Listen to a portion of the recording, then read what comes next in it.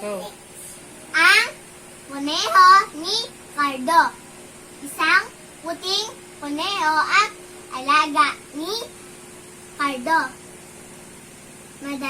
Madalas niya itong pakainin ng keso. Kamay ni Cardo pag naamoy ng kuneho, lalapit kaagad at sa amo ay tatakbo.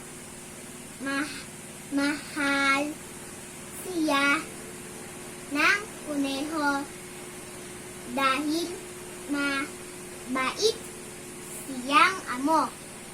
Sino ang batang mabait sa mga hayop? Ang mababait po sa hayop ay si Cardo po. Ano ang kanyang alaga? Ang alaga po niya ay ang kuneho. Ano ang ipinakain niya sa alaga? Ang pinakain po niya sa alaga ay ang keso po. Bakit mahal ng kuneho si Cardo? Kasi po, mabait na amo.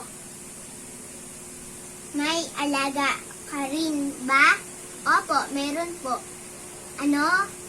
Paano mo